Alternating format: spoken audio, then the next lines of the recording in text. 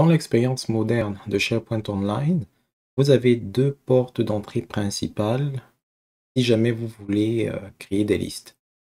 Soit à partir de votre site web, un site web bien entendu dans lequel vous avez des privilèges vous permettant de créer. Vous pouvez venir au niveau du bouton créer qui est là et sélectionner liste.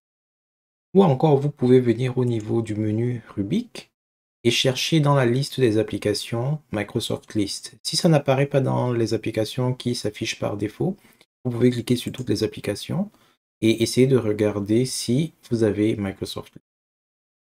Alors pour la petite histoire, les listes ont longtemps fait partie intégrante de SharePoint, sauf que dans les derniers mois, les dernières années, Microsoft en a fait un produit séparé qui peut être utilisé avec SharePoint ou maintenant de manière indépendante.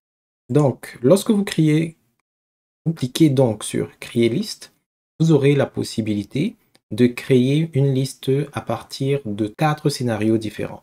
Soit vous créez une liste vierge, nous y reviendrons un peu plus tard, soit vous la créez à partir d'un fichier Excel, soit vous la créez à partir d'une liste existante, ou alors vous vous basez sur un modèle prédéfini.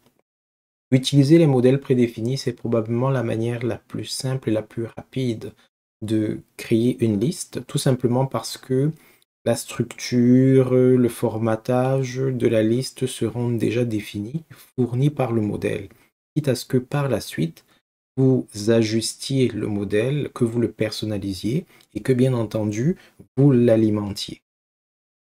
Ceci dit, pour que vous soyez à l'aise avec les modèles, il faudrait idéalement que l'objectif de la liste se rapproche d'une certaine manière de ce que vous avez l'intention de faire. Sinon, vous risquez de devoir faire énormément de modifications pour pouvoir ajuster la liste que vous aurez choisie à vos intentions ou à votre situation.